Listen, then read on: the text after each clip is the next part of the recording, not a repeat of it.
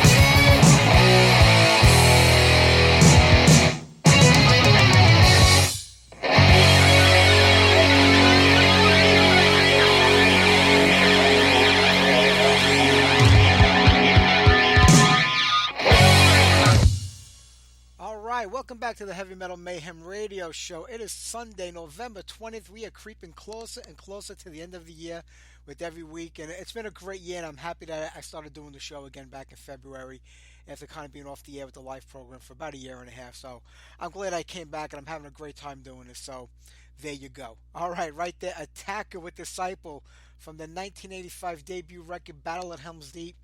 When I started doing this show in 2014, it was just me and Tommy on the old Block Talk Radio still around. We just don't do the show there anymore. We just had fun playing like some old songs and just BSing about metal and the way we hung out back in the day and just about the scene in general. And then when he stopped doing it, I decided to change the name of the show and keep it going. And after like 2 weeks of just playing music, I'm like, we got to start getting guests on the show. I got to start reaching out to guests. And at that time, Attack was sort of doing like a reunion, not a reunion show. I say they had got back together in 2001, and with Bob Mitchell singing, and they put out Soul Take and The Unknown, two really really good records. But then Bob and them parted ways again in 2008, and the band was kind of on hold for about 3 or 4 years. Nothing was going on. You didn't hear anything from them, so I reached out to them, because they had a new show coming up at Dingbats. They had a brand new singer. I think his name was Walter Figueroa. I'm pretty sure that was his name, Walter Figueroa. He was a very young kid.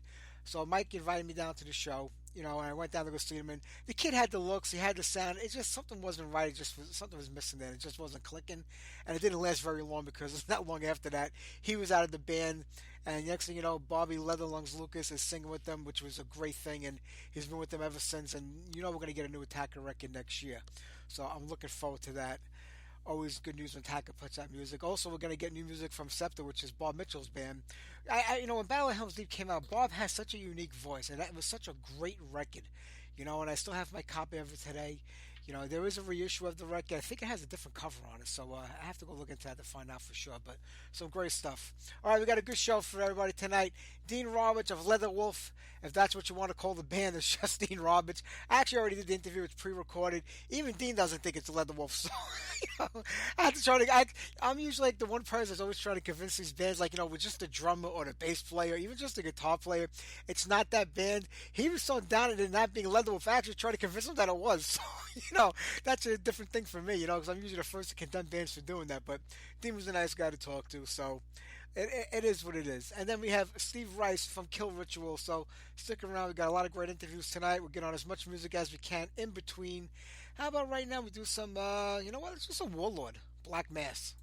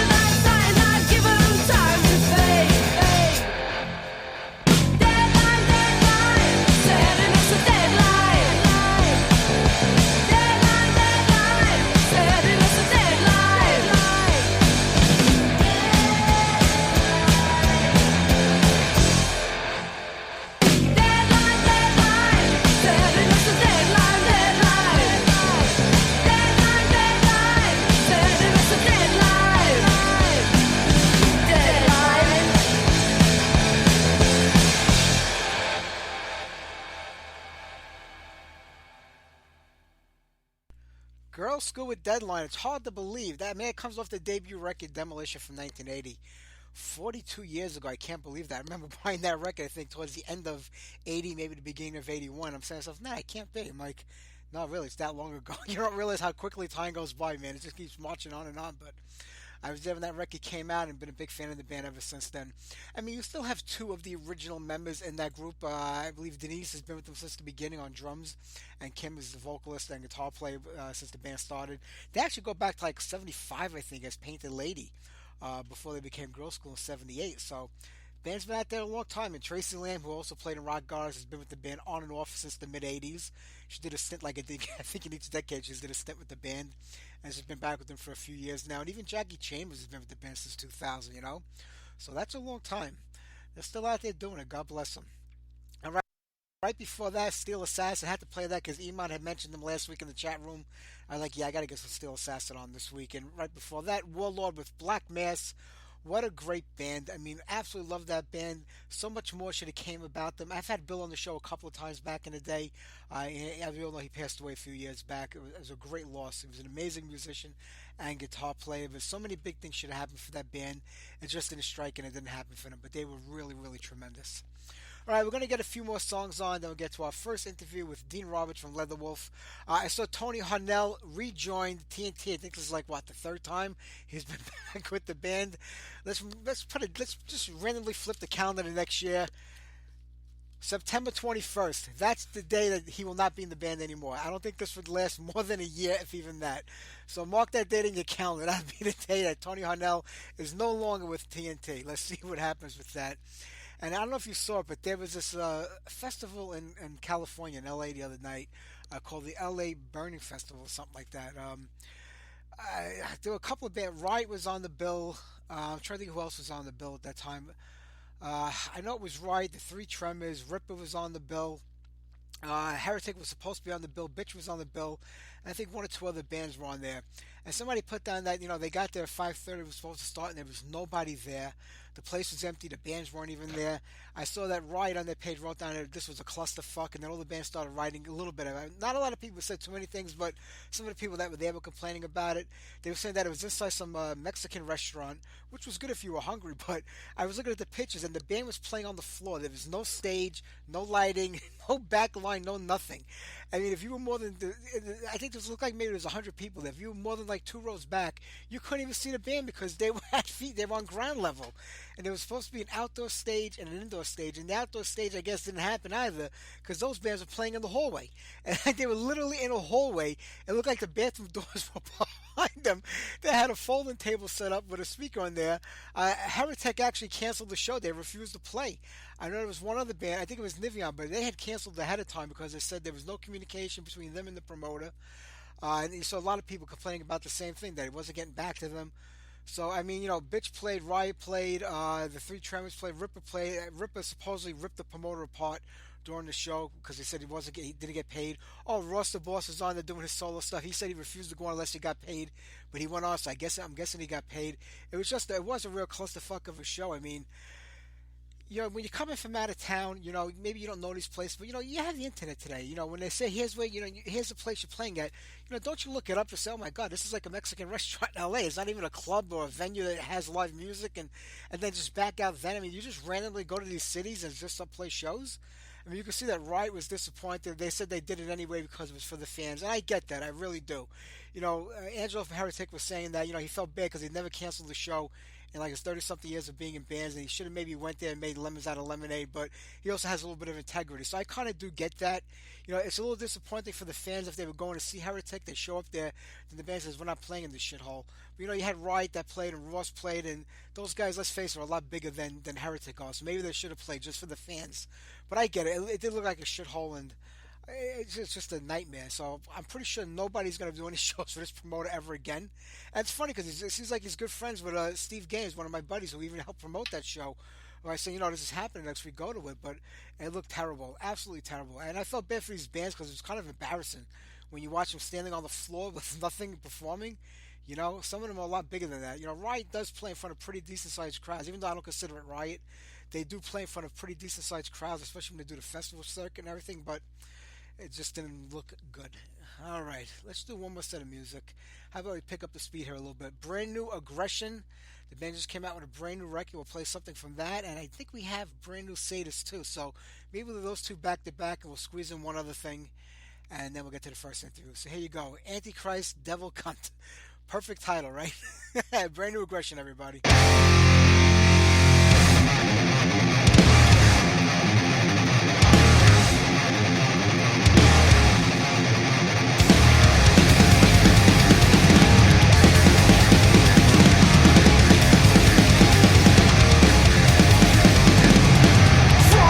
Fate to an hostile ending. This will sure escalate from a misunderstanding.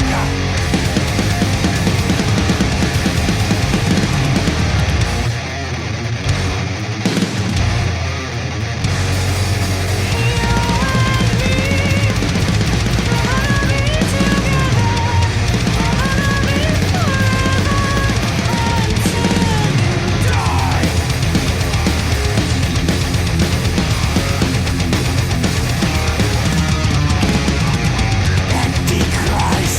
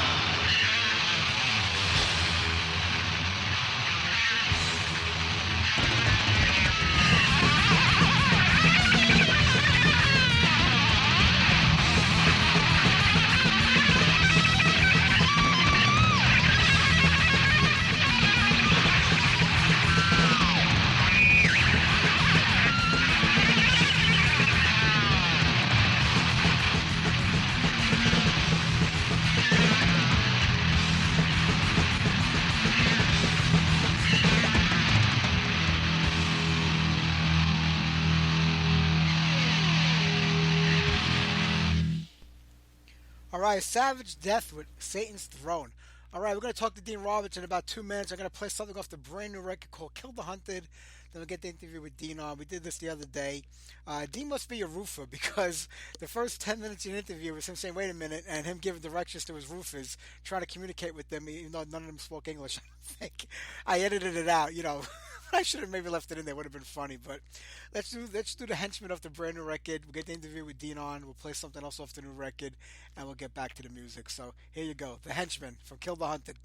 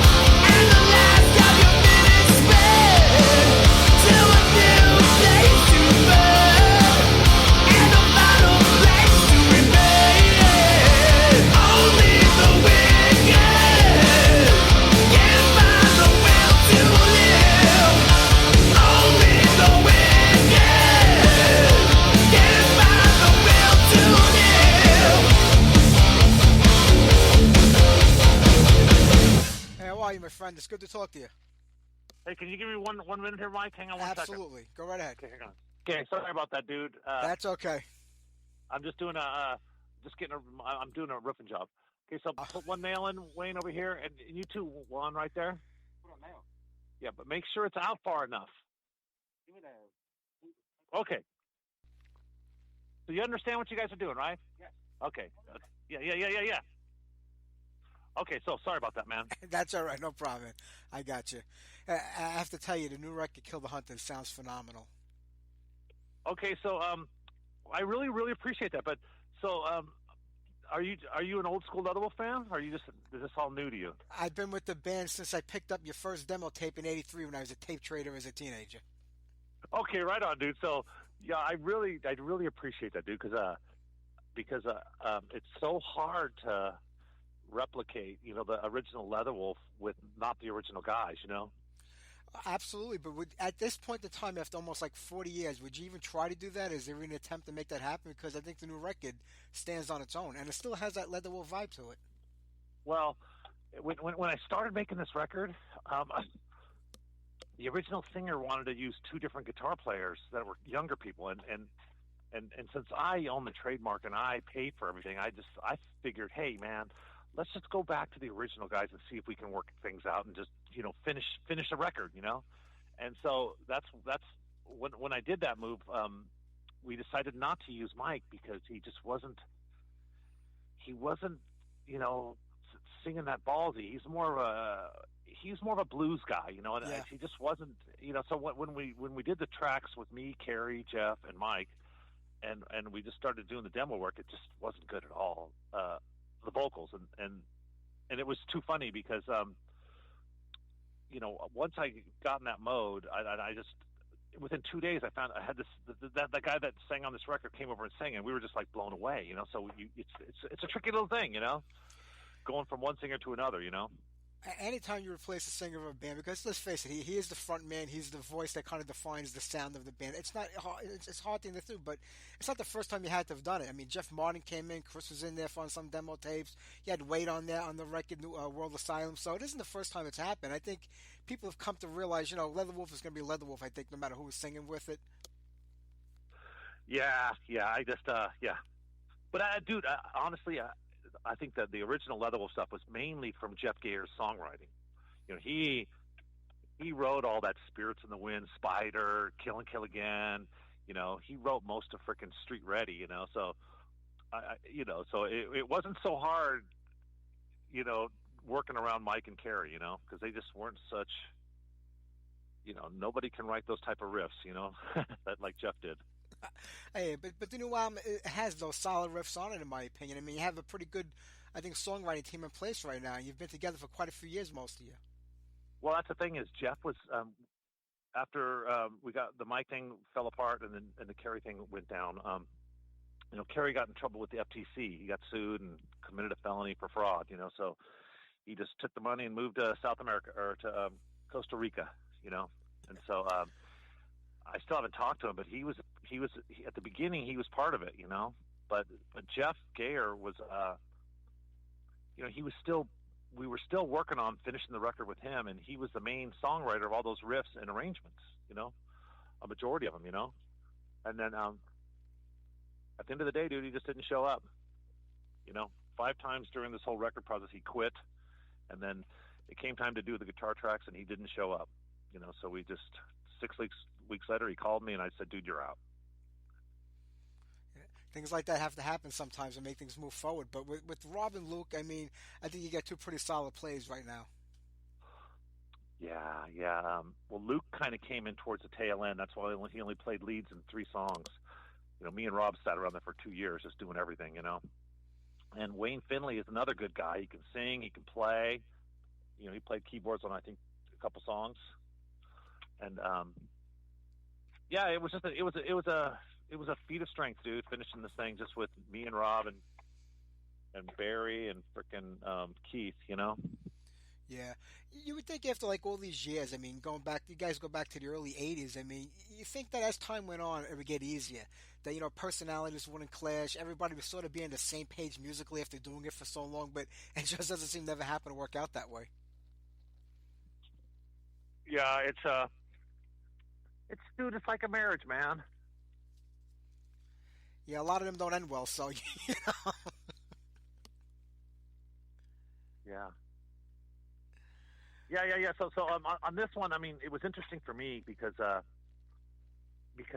mean, the earlier stuff was written by those guys, Kerry and Jeff and Mike, and then they would come to me, then I would do my parts. So it was interesting this time just to have the riffs and the and partial arrangements to sit with Robbie and piece it all together, and come up with the parts.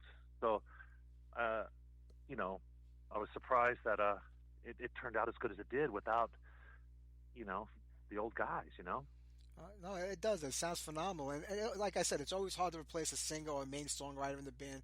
But I think you did, and you're going to have people that say, "I no, this isn't Leatherwolf, it's just Dean." I mean, what do you do to convince people that it is Leatherwolf, or does it even matter at this point in time? Because people are just so happy to have these Honestly, bands playing. well, they're right. It isn't, but it's not to my doing. I mean, Mikey wanted to write a record with two kids or two younger guys in their 20s, and I just said that's not Leatherwolf. So I went back to the original guys, and it just didn't pan out. So at the end of the day, it's they have the right to say all that stuff, and it is right. But I'm just a drummer playing music, finishing a record. Yeah, Started yeah, up with I the hear original that. guys, and it's not my fault they're not here. It's hey, I totally hear you, but at the end of the day, it is what it is, and the people that started Leatherwolf were me. Well, it was Gary, Jeff, and me. We started it, so I don't feel bad at all keeping the name. Just because those guys decided to end Leatherwolf and start the Hail Mary thing doesn't it doesn't matter to me. Hey, I'm a Leatherwolf. There you go. Well, how'd you come across Keith? Was he somebody that you knew or somebody you heard about?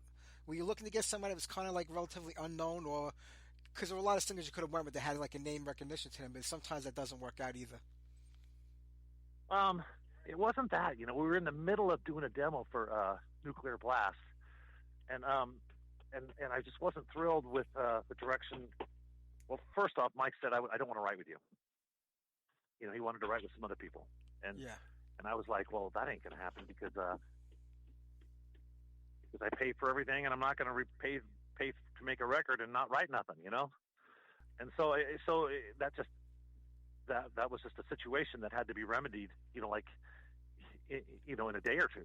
So I was like, well, what am I gonna do? Because I'm just got back from Rock Hard, trying to make a demo, to see if we can get a record deal with Nuclear Blast, and I wasn't thrilled with Mike singing. So I just was working with learning Superior Drummer, because when I got back from Rock Hard, I had to have surgery on my shoulders because I played water polo, so I tore my rotator cuff, so I had to get some surgery, so I wasn't able to play. So I had to do some songwriting, not the parts that I had to write for songs, some of them that I wrote, and a couple that Jeff wrote back at the beginning. I had to learn how to use Superior Drummer just to do it, so I could get a demo, so I could get it back to Nuclear Blast, so they could say yes or no. And so in that time period, had some problems. Me and Mike had some disagreements, so we parted ways. So I was working with this guy named Jake, and I asked him, "Do you know a couple singers?" And he knew a couple. One was Keith, and one was another one. So that same night, I just sent out an email, and the next night, or 2 nights later, Keith came over, and the night before, I had arranged a song called "Only the Wicked." You know that song? Yes. Yes, I had arranged it, and because Mike had done it a different way, and with no arrangement, so it was kind of all over the place. So I arranged the song, and then me and Robbie were sitting there, and he came up with a melody for the vocals, and I had already written some vocal some stories with a similar melody.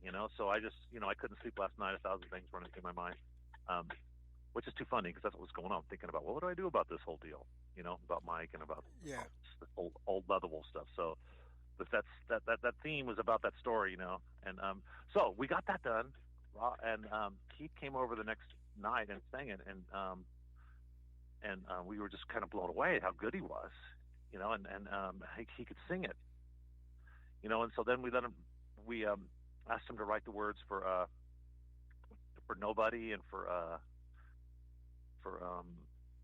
the Henchman, and he did it. He did a good job.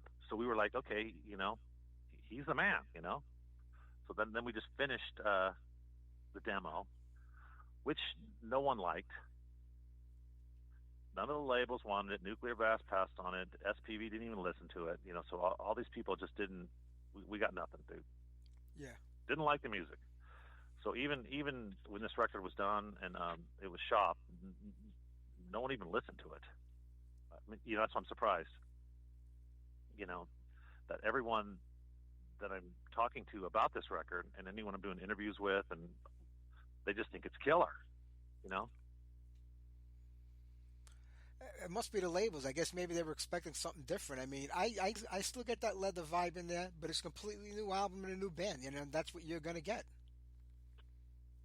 Yeah, I you know, I don't know. Does it sound like Leatherwolf or not? I don't know. I mean, it's just hard when you're doing music in band with different guys. I mean, does it sound like Leatherwolf?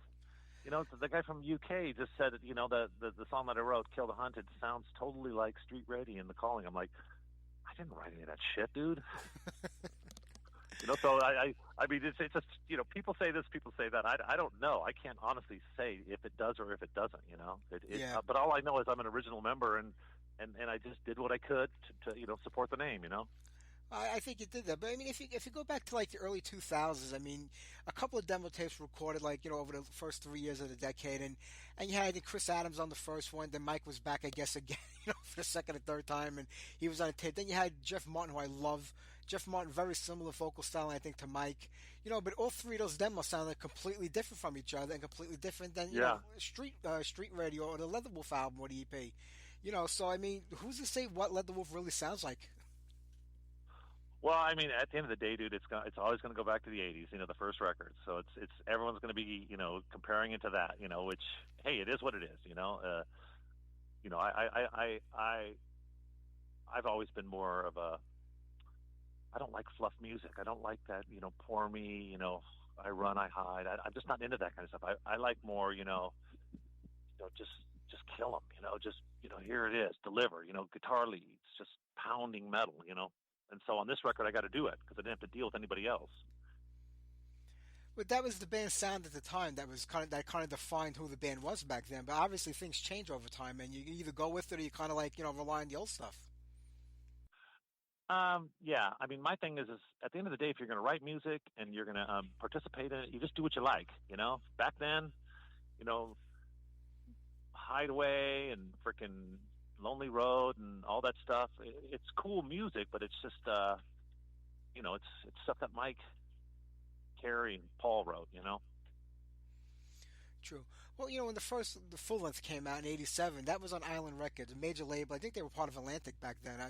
My mind is shot, so if they're not, forgive me. But I think they were part of Atlantic. Did that have anything to do with the way the band was going musically or direction wise? Did the label have a big input on how they wanted the band to sound? No. That's surprising. Now you just got to remember this. Is I'm the drummer. You know, and back then, all the songs were written behind closed doors, and I would just get the riffs and get the stuff after the fact, and then I would make a change here and there if I thought, and sometimes I got some say, and sometimes I didn't. But mainly, you know, those guys wrote that stuff, but I didn't know who wrote what, and you know, so mainly the first record was pretty much written. A lot of that stuff started off with Jeff Gayer, you know, and that's why I think it was so heavy, you know, because I think me and Jeff are similar in that way. We wanted to be in a heavy metal band, you know, not a heavy metal hair metal band, you know, and so I just think over time, you know, Jeff just, you know, he was doing everything, you know, and I think he just got a little bit fed up, you know, especially after the first record comes out. on Island, and the MTV video is The Calling, which is something that Carrie and I started off with in a rehearsal studio, which, it's not Gypsies, it's not Rise or Fall, it's not the real meat of who Leatherwolf was.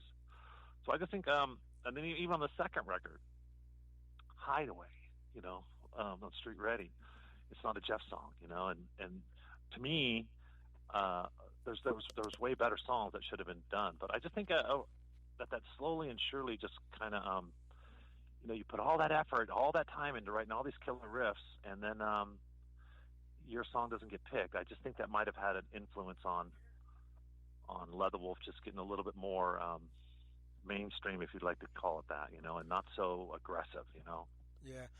Well, people think 4 or 5 members in a band, they would, have to have a consensus or an agreement on what songs make the record or how it goes. But was there one person kind of deciding the fate of the band at that point in time, musically, I should say? I just think that Mike and Carrie and Jeff were the main influence on the what Leatherwolf was in the songwriting world, and it was mainly Jeff. I mean, in my opinion, that was the main guy that put the time into writing the cool shit. And there was some great stuff back then. But, all these decades later, they passed, and the band's had its ups and downs and its in and outs. But now, I think you're really going strong right now with Kill the Hunted. I mean, what plans? I mean, the year's almost over right now, but what plans do you have to go out and promote this record? Are you waiting till the next year?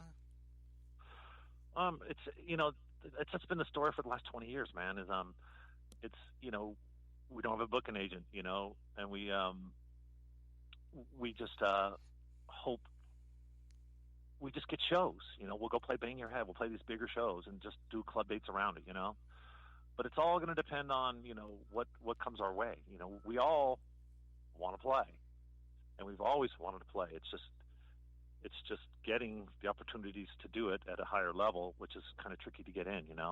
So we're just hoping that this record gets a little bit of clout, and some people are interested in picking us up and taking us out, or just playing some shows because people like the record, Yeah, sure. I mean, a lot of bands today, they just want to concentrate on the festival circuit, especially over in Europe. I mean, every country in Europe has some pretty major festivals, some 2 or 3, and that's like what they do is just make that whole summer tour around Europe. Is that like what the game plan would be, to get to these big audiences in one shot?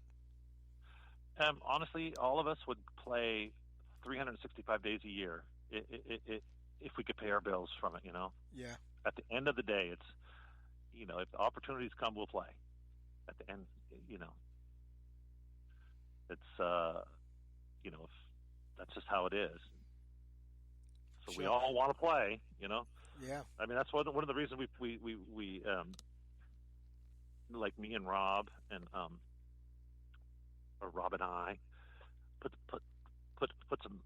some time into this. Is we just wanted this to be something cool, something at a higher level, something that at least musically was really some of our better stuff,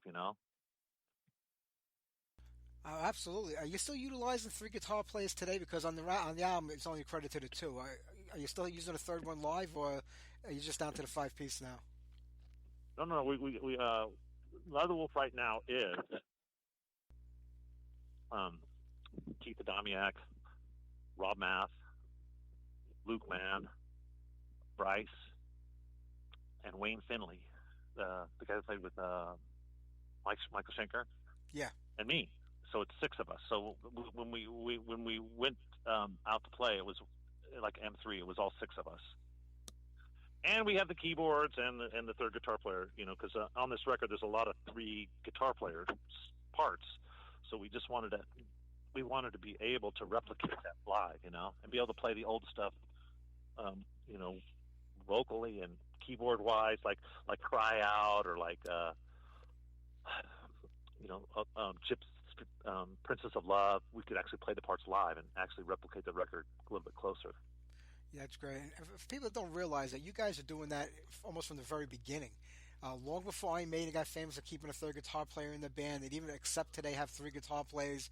You guys, I think, were probably the first, if not the only band back then to actually do that. Well, I think in the metal realm, I think people were doing the parts in the studio, but I just think that was I think that was another Jeff Gayer idea, and we couldn't find a singer, so we just started to get a little bit more musical. And I think that Jeff, I don't know, he just heard that stuff in his head, and he would write all that three guitar player stuff, and it just worked. Oh, absolutely. It's just another mouth to feed in the band too. You got one extra guy. Well, we're more about just playing well and being able to replicate what we recorded, and if we show up live, we can play as good as we did in the studio, which is tricky, especially when you got bass player Barry Sparks playing this whole record, He's like an amazing player. He's a freaking monster, man. He's just a whole nother level of bass playing, That's true. Well, listen, Dean, I'm not going to keep you, man. I know you're busy over there with your job and everything. I appreciate you talking with me today, but I think you did a great job on this record. I hope that, you keep this going, you keep this lineup together. I think this will be like, what people expect from Leatherwolf with another record. Well, cool, buddy. What song? So you've heard the whole record? I've heard the whole record. I mean, I always have to say every song is great because that's what they tell you to say. But I tell you, going through this record, I love Medusa. The Henchman I've heard for a little while now, and I love it just because it's like 7-8 minutes long. Nothing's better than like a really deep, long song. But Evil Empire's Fall is a killer. Road Rage, Nobody. I mean, it's just one solid song after the other. It's hard to actually pick one, but I'm going to play quite a few after this for the live show. So you like Medusa? I love it. Okay, yeah, that's a Luke lead song, Oh, okay. Luke Mann played the lead, the main lead in the middle, which I thought he did a great job, and Rob did the lead in the beginning. But yeah, it's weird that UK, that guy loved Kill the Hunted and Only the Wicked, So it's interesting, to see. Probably because those are the only two like. we listen to. That's why. Well, everyone gets the same package as you. They get to hear all the songs before they do a review or before we talk. Yeah. But I'm always interested. Because it's usually it's hard to replicate. The history of Leatherwolf. Well, I think you guys did it justice. I mean, it's like I said, it's almost impossible to replicate what you did a year ago, never mind 10 or 20 years ago. But the album does justice to the Leatherwolf name, in my opinion, and I'm looking forward to the next one after this. Cool, dude. So that the song "Lights Out Again," that demo was done with Chris Adams. Yeah, back in 2002. So that song's an old one. Yeah, that's a freaking old one, dude. Yeah, I know, but I thought we did a good job with it. You did. I mean, it has that. I know the first one because I have that demo tape, but it sounds completely different. Yeah. That one's one of my favorite leads. Me and Robbie sat in the garage for like a couple days trying to figure that one out. He's just a great guy to work with. Rob Math he's such a great guitar player, man. Well, you did a great job in this one, my friend. Keep this lineup together, keep it going, and let's get some more music out there. And hopefully I get to see you guys live. Maybe you can make your way to the New York area. I know quite a few promoters over here that put on some pretty decent festivals. Maybe you could reach out to some of them about getting you on them. We'd be so grateful, dude. That would just be so cool because we want to come play. We played MP3, then we did a Rocktember, and we would love to get to New York and play. We just want to play, dude. I've been sitting in the studio for 3 years. I know, I hear you. Listen, I'll do what I can to get the name out there for people, so hopefully it'll happen. Okay, well, thank you very much for having me, and thank you for the compliments on the record. We all really appreciate that. You got it, Dean. Thank you. Have a great day, my friend. Take care. You too, buddy. Bye-bye.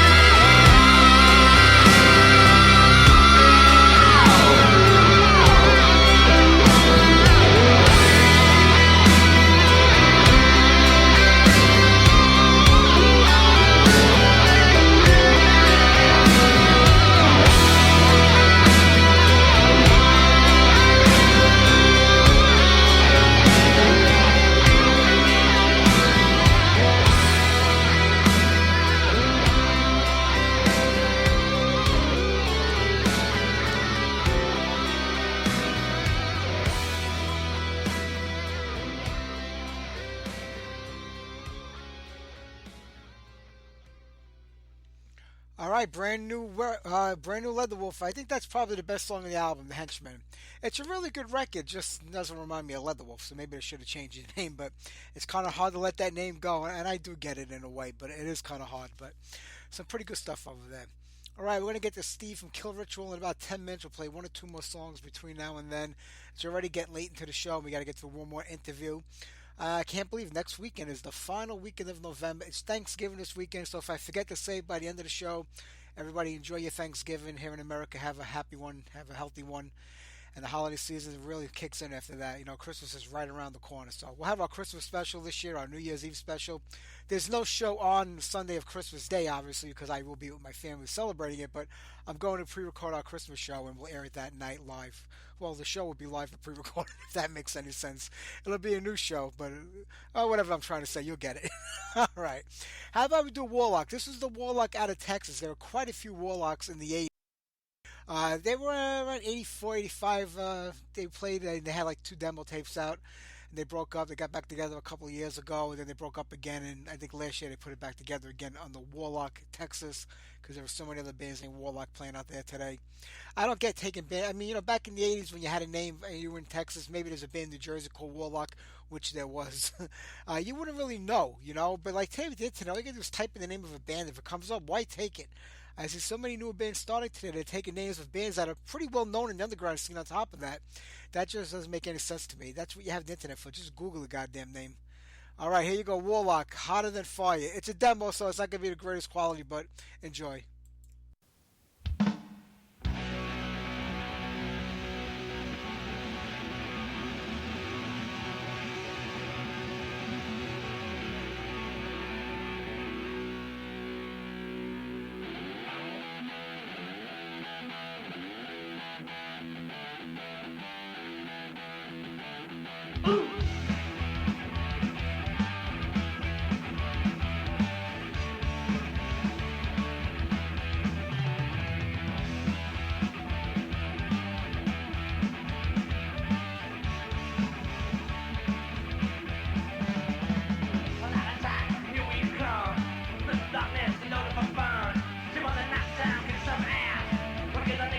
Ready to blast, blast.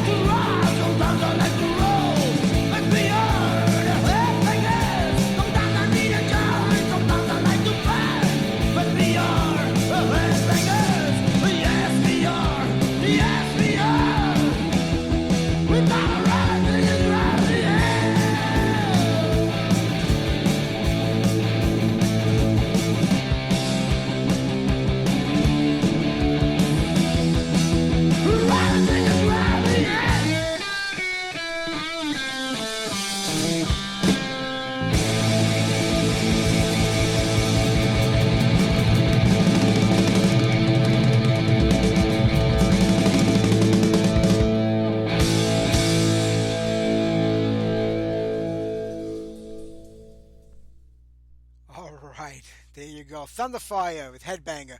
All right, let's get to this interview with Kill Ritual. Let's play something off the. No, we're playing all the song right now, then play stuff off the new record when the interview is over. So here's The Eyes of Medusa.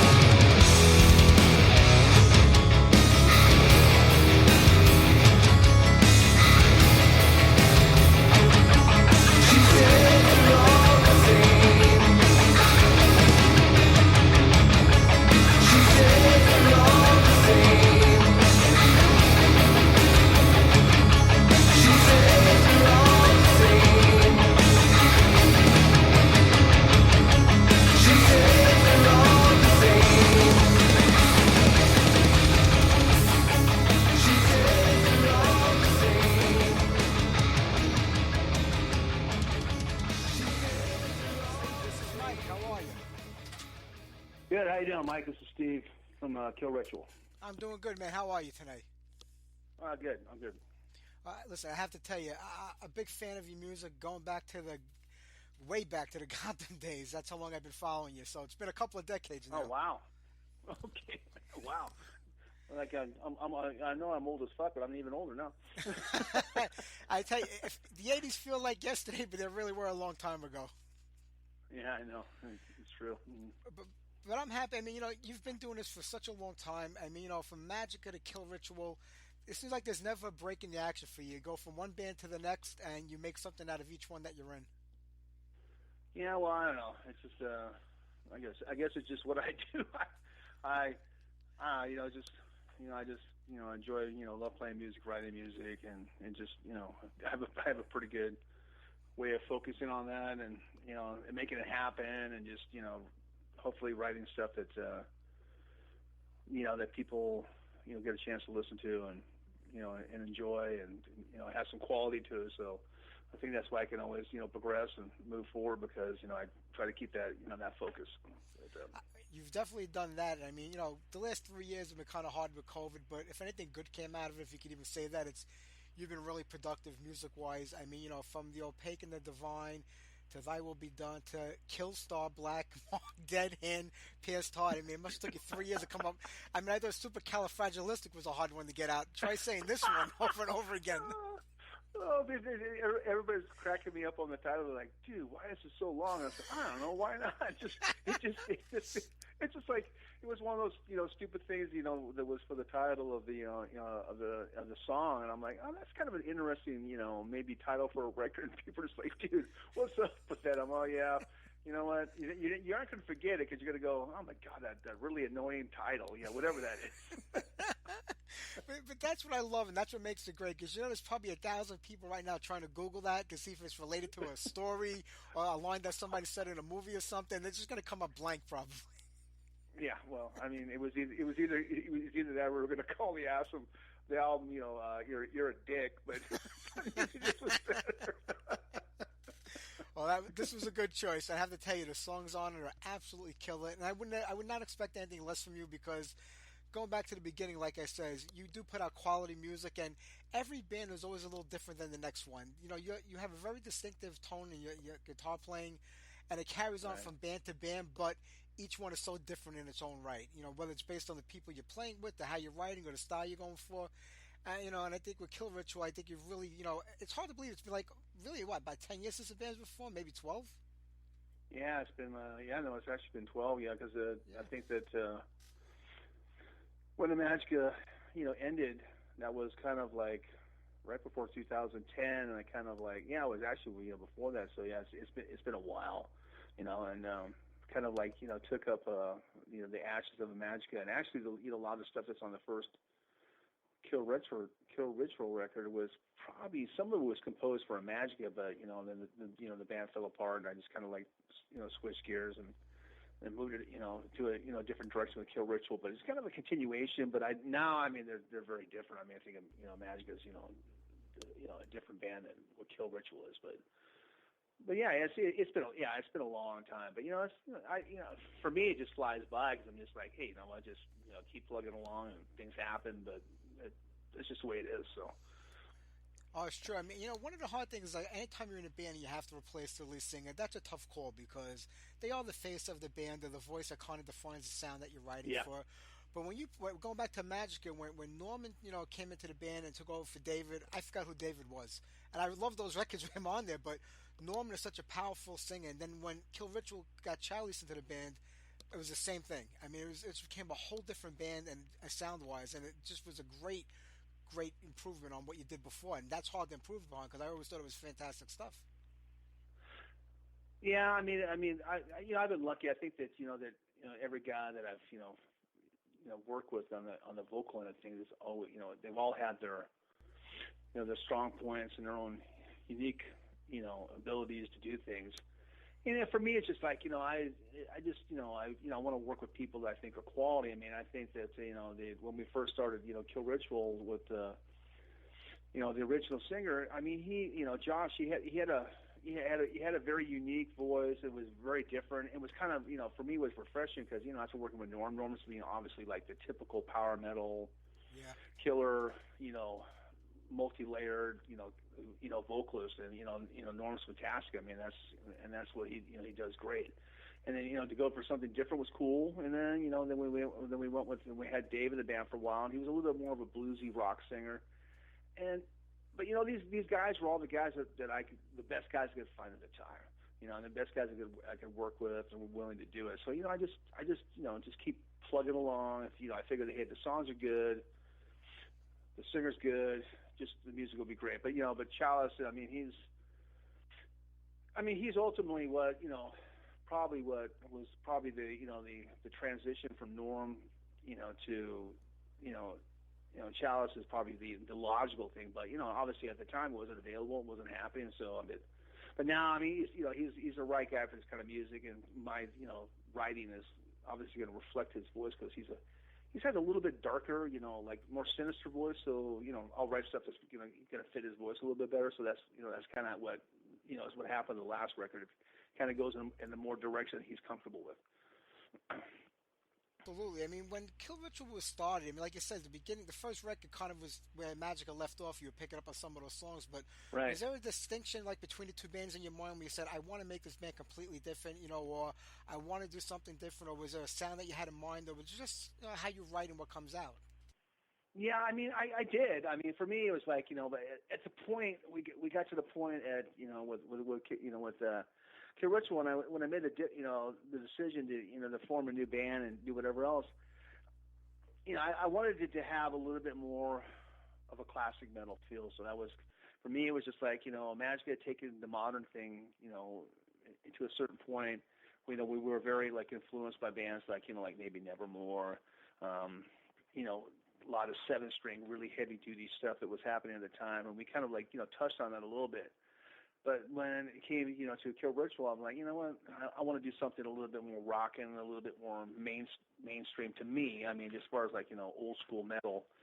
And, we went that kind of direction. Hence, the reason why we ended up working with the vocalist Josh. He just had more of a like a mainstream rock vocal sound. So I just wanted to kind of, make sure that people could tell there was a point A and point B from where I went, from both bands.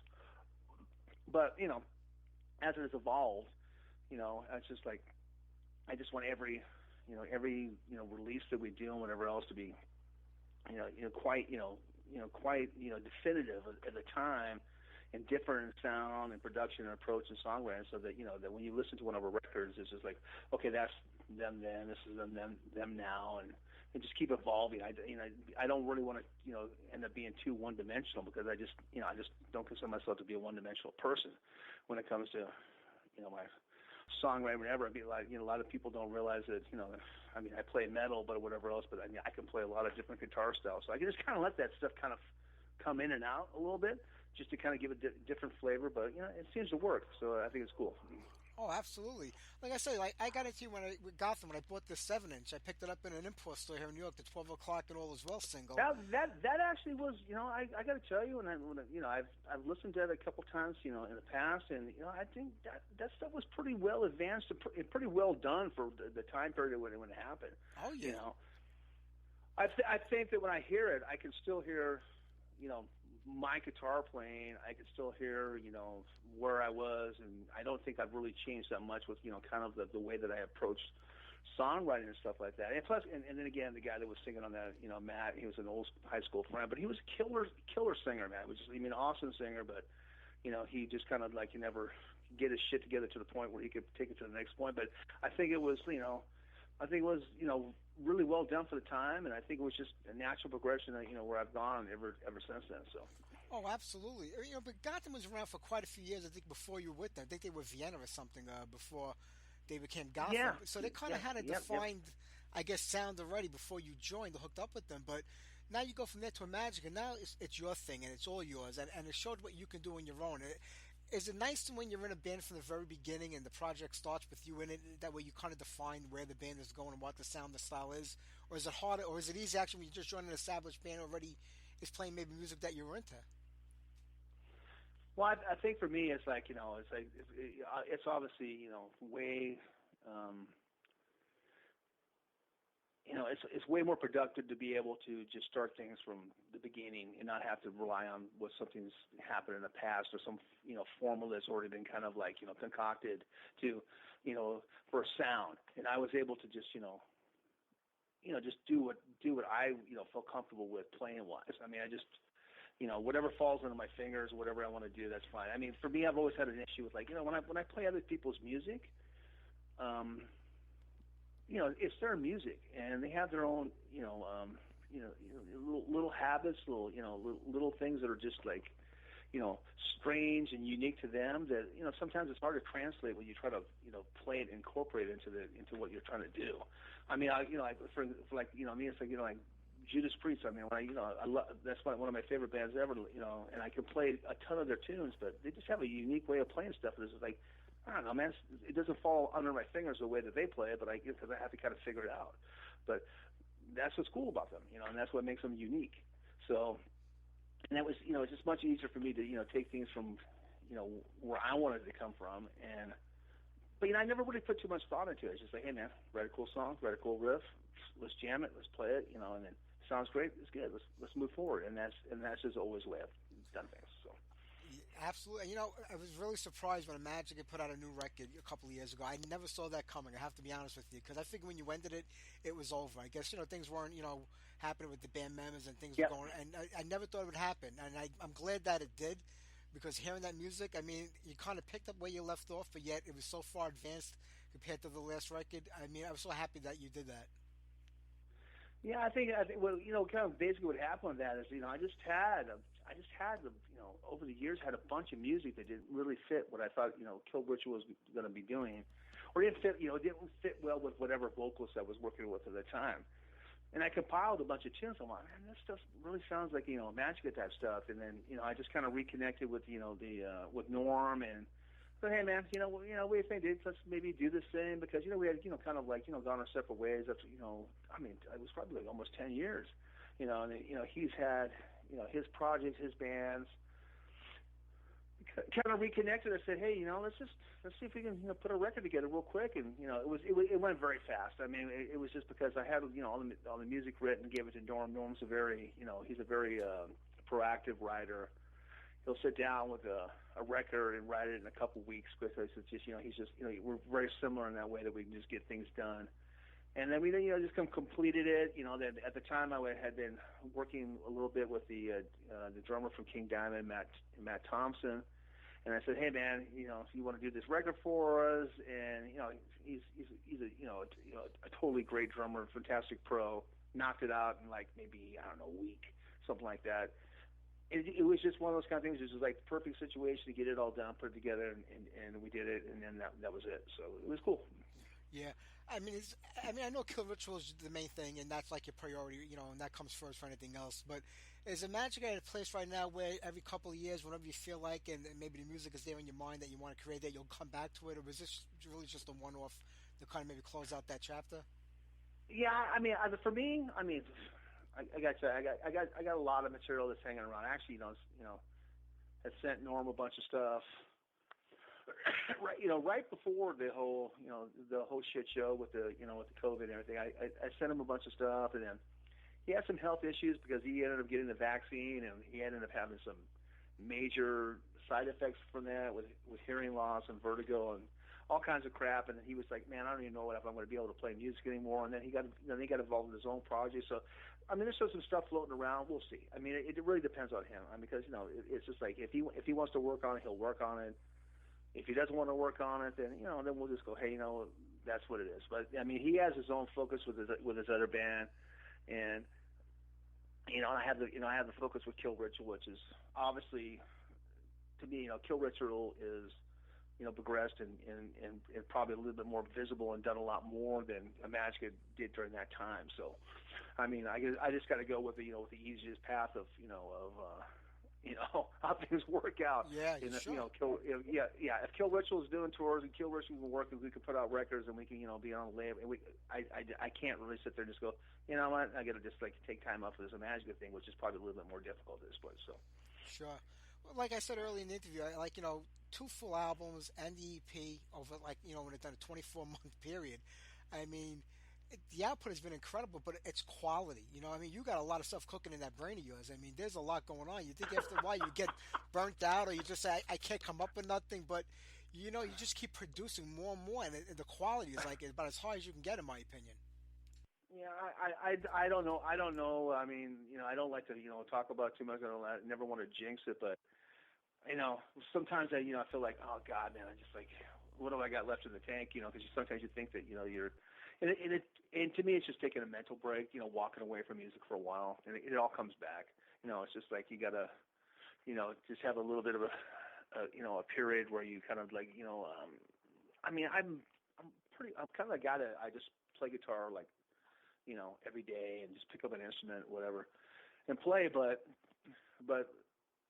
when I'm like, coming up with like music, I'll just like, for me, like, playing metal. I mean, it's like, I love playing metal, write metal, whatever else, but I really don't listen to too much metal anymore, or music for that matter. I don't know why. So I'll just pick up an acoustic guitar and I'll just play a bunch of shit that, like, that is not even related to metal.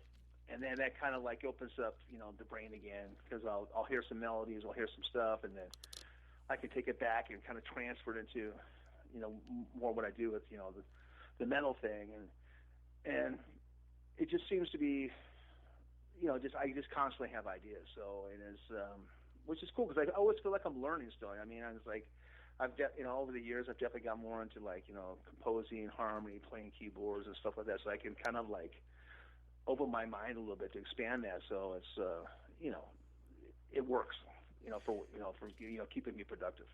Absolutely. Do you remember ever a time where you were just sitting there working on a song, it came easy to you, it just blew you away, the riff and everything else, you're playing it, you're composing an entire song around it, you play it for some guys in your band, you're like, that's Judas Priest, that's Iron Maiden, that's like you didn't realize you're writing something by somebody else? Well, so basically, I mean, I tell the guys all the time. It's like, and I'll play them, give them the new material and stuff like that. And I'm all, guys, where's that riff from right there? And they'll go, I don't know, man. I'm all, dude, that's a Sabbath riff. And they'll just go, what? I'm gonna listen to it, and I'll tell them exactly the song I ripped it off from, or got inspired by, or a Priest or Maiden. And I'm I saw this interesting interview with Richie Blackmore, and he was just like, dude, I ripped off everything from everybody. I just take the riff and I redo the notes, and it's basically this riff. And I'm like, see, that's just the way music works. You're just kind of like, there's only 12 notes, man. So you just like, you got to figure it out. Everything's going to have some similarities, but what's cool about it is if you do reference other bands and other styles and people that have been successful and touch people. It may not sound exactly like what they're doing, but people will subconsciously go, oh, that just sounds really good, familiar. So it's a good way to approach it sometimes, honestly. Plus, it's a good inspiration. Yeah, not even so much ripping it off, or like borrowing like part of a riff, but just did you ever just write something? Yeah, I mean, it's not ripping it off. I mean, it's borrowing the feel, it's borrowing the idea. I mean, for me, I'm like a huge Thin Lizzy fan, and and I don't think nothing I do musically sounds like Thin Lizzy, but man, they're always a source of inspiration for me because it's just different. It's funky. It's hard rock. Yeah. It's cool as shit, but it's something that you can reference as really cool. I mean, like a band like Priest is like probably my all-time favorite band. It's so close to what I already do that it can only can tap that a little bit without people just going, oh, come on, that's just Judas Priest. So and you just want to have that that big picture, I mean, like Maiden, I mean, you can only do so many guitar harmonies before people are just going, well, that's Maiden, and then they kind of define that whole thing to the point where, they were even like, big, widely influenced by like Thin Lizzy and stuff, and they just took it to the next level and just made it a definitive sound. So it's pretty narrow. I mean, what you can do for like, especially like traditional metal, stuff like, we do. I mean, I always think that we do traditional metal with a little bit of modern stuff mixed in. Like people, probably don't know that I'm like a huge black metal fan, so I really love black metal. So I'll throw a little bit of that, kind of picking and that kind of like sound in there a little bit. I'm not going to play that and write that kind of stuff because it's just, not going to work for this band. But, yeah. But I do like to have it, some kind of reference to it a little bit because it sounds cool. There's one thing in drawing influence from other bands. But I'm just saying, did you ever write a riff that was completely somebody else's riff? You never even realized it because I've done that before. I'm playing it, and I'm like, you're playing this, and I'm like, oh, it's like I didn't even realize it. I probably written the Painkiller riff about 19 times and just go, well, that's Painkiller. Yeah. Just maybe I've changed a note. Maybe I made it major instead of minor, but it's the same kind of like tempo and the same kind of feel. I'm like, we can't do that one. That's Painkiller, man. That's true. Which is one of my favorite riffs of all time. So it's like when you hear that riff, it's like that's an awesome riff. I mean, so it is. Awesome. There's no doubt about it. Steve, when you think about all the albums that you've put out over the years, I mean, is there any if there has to be one album or one song that you say kind of defines who you are as a songwriter?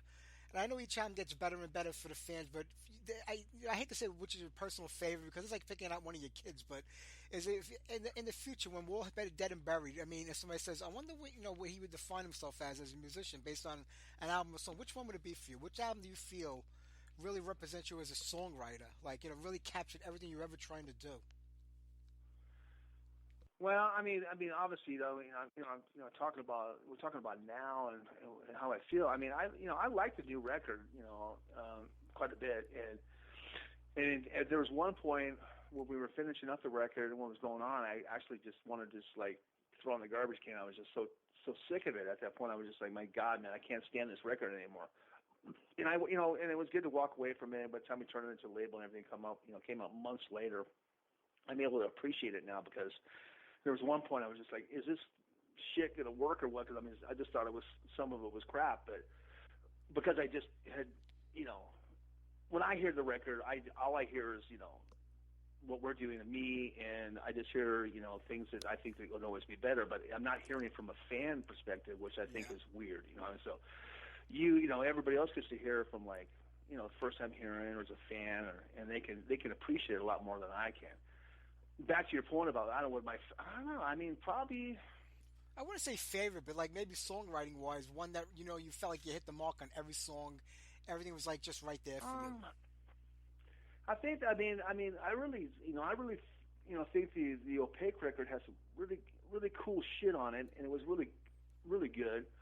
But I don't know if it was like definitive of like what I do as a songwriter. I mean, I don't know, man. That's a really hard one. I mean, if you ask me about like Imagica after all these years, my favorite Imagica song of all time is Simple Servant. I just really like that song a lot. It's just like really heavy, and I just love the lyrical content that Norm came up with that, and it's a really cool riff, and that's and then probably Evil Rising from Imagica days. From Kill Ritual, off the first record, I really think the Serpentine Ritual tune is an awesome tune. It's one of my favorites off that record. Probably off the latest record, probably my favorite tune off the latest record is probably the closing track, the Devil, the Mist, and the Flame. I think those tunes are pretty kind of like talk a lot about how I think and how I write, and the stuff I do. I mean, obviously the Magical stuff I never wrote lyrics, but the Kill Ritual stuff I've been writing at least the last 3 releases. So it's hard. I mean, I don't know what would you say your favorite tune of all time is? Well, off the new record, I'm going to say exactly what you said: "The Devil, the Mist, and the Flame," because I love like those 7.5, 8 minute songs. I feel like that's when a band can really flesh out like everything that they do. Yeah, I mean, And I think you did it on that album, and I actually love it. But I don't know. I mean, All Men Shall Fall is one of my favorite. I absolutely love that song. That's a really cool tune. I mean, that was one that when we did the tour with Ice Earth and Sanctuary, it was one we didn't really get to play live because I mean, obviously being the opening band, we could we only had 30 minutes, and and then that was just written on the 7-string guitar, and it's like, how many guitars am I going to bring on the road? 40 guitars with different tunings. It's just like, you can only limit yourself to so much. So, I mean, I used to play 7-string quite a bit, and, now I really don't play 7-string much at all because I just got kind of like bored with it. I just think it was, became redundant. So, there's a lot of bands that still play that kind of style, but, I'm definitely more going into, direction of like, older type metal stuff. I mean, well, who knows? That'll probably change. I mean, right now I've, when I was talking to people, I'm just like, now I have a whole new record basically put together. I just got to start demoing it now. So I've like written a ton of songs in between the last few releases because we have like finished a record, and I turned it into a label, and it was like it's been like 5-6 months. So it's like, man, like I got to do something. So I'm gonna write. So. And the new, the new stuff and the new stuff I'm writing right now is very close to what we just did, but it also has a lot of differences too. So.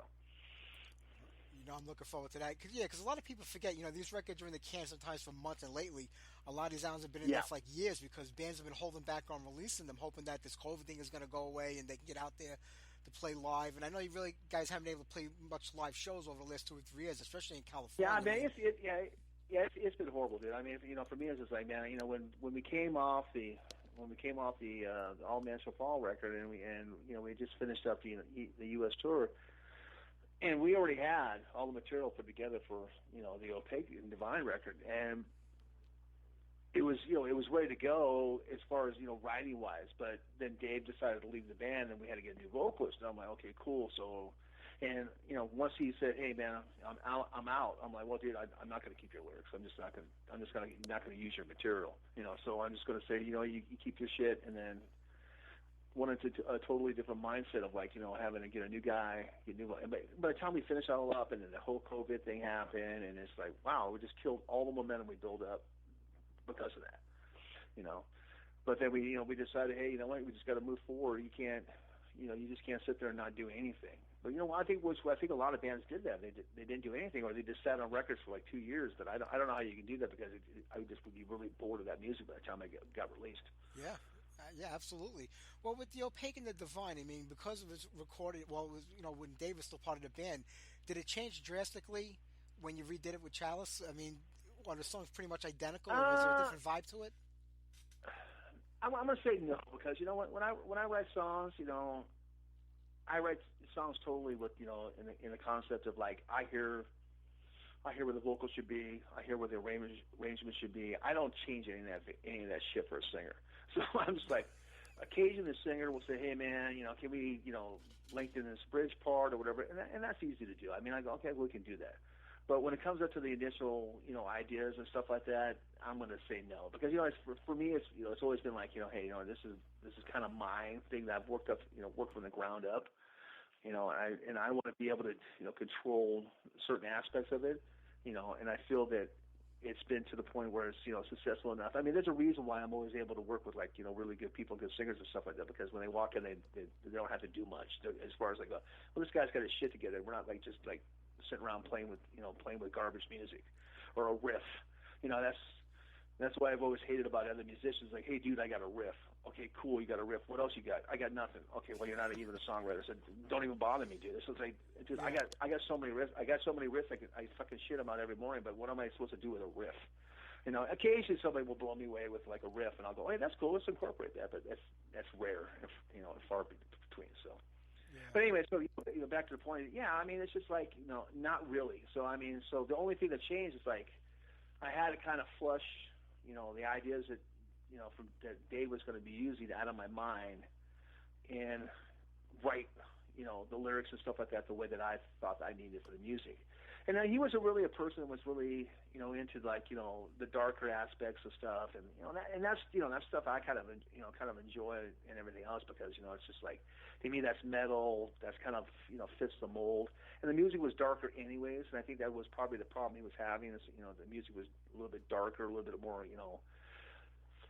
heavy, and like had some like moments that he didn't feel comfortable with, and I'm like, okay, that's cool, dude. And then I'll do it myself, and then I can write it whatever the way I want to write it. And then now I'm pretty comfortable writing some lyrics and taking it in that direction. But we'll see. I mean, like our singer now, he's like he wants to maybe try to take a crack at writing some of the next tunes we're going to come up with, which I have no problem with. I mean, because that's probably my least favorite thing to do is write lyrics, but it's we'll see what happens.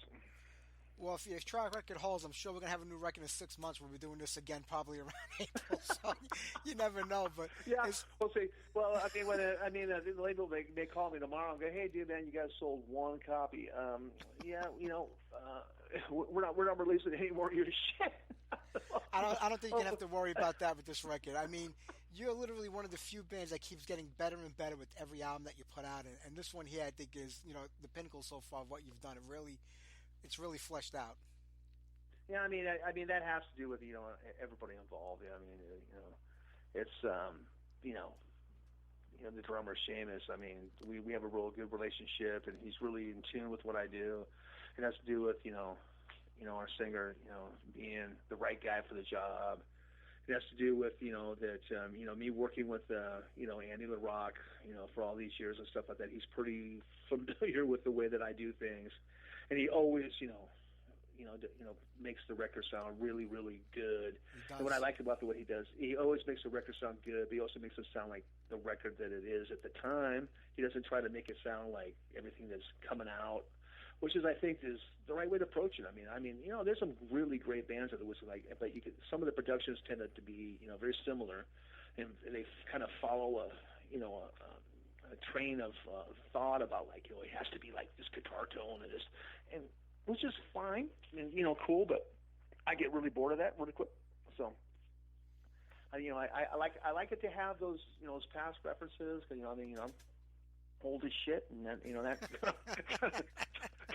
kind of makes me feel good when I used to put on like Stay in Class and my shitty little cost headphones and listen to KK Rip a solo, and if I have some little touches of that on my record, I just go, that feels really good, so. Well, every time I feel like I'm getting old, I just look at Rob Halford in the 70s, the Rolling Stones, all those other guys in the 70s and 80s still performing. I'm like, well, I'm still a baby. I'm still a little kid. I mean, it's fantastic that those guys, still have the passion and the love to play music, and it's like from just the whole thing about music is once you're balls deep in this shit, it's really hard to just go, oh, I'm just going to give it up now and walk away. You're not going to do it. It's just because that's what makes you happy. And if you can't do something to make yourself happy, then what else you got to do? I mean, you can only jerk off to porn so much now. That's right. You got that right. I've reached my limit. My porn star account is filled. But you're 100% right about that, Steve. But look, I'm not going to keep you, man. I know you've been doing these things all afternoon, and you probably answered the same questions 14,000 times so far today. But the album's been out a week already. So it's always fun to bullshit with people, man. I know, but it's always fun to bullshit with people, man. Appreciate it, brother. 1 week the album's been out on Massacre Records, Killstar, Black Mark, Dead Hand, Pierced Heart. Thank God Massacre Records does not charge you by the letter. Otherwise, this record might not ever come out. Thanks, Mike. Appreciate it. You too, Steve. Take care. I hope to see you live one day, my friend. Brother. Take care. All right, man. Bye-bye. All right. Cheers. Bye-bye.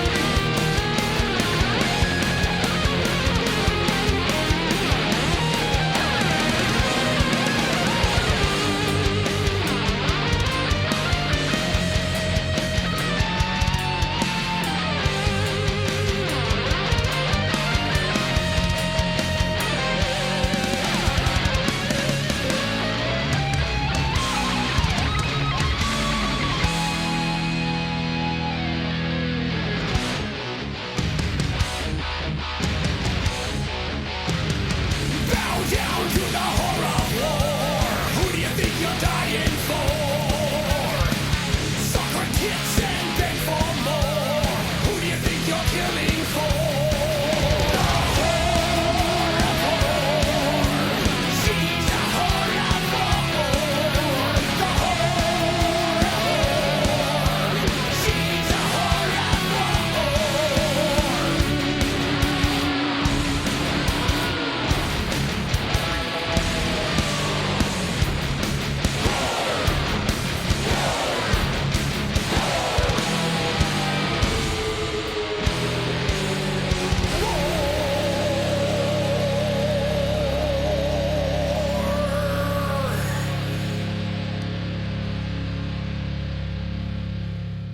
All right, I want to thank Steve Rice from Kill Ritual and Dean Roberts from Leatherwolf for being on tonight's show.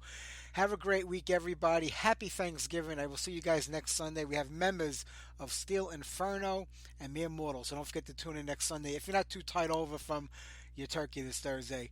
So how about we close it out tonight with some sax? I think this is the only song semi-related to the Thanksgiving holiday brought to us by our British friends, Sailing to America. Take care, everyone. Have a great week, and once again, happy Thanksgiving.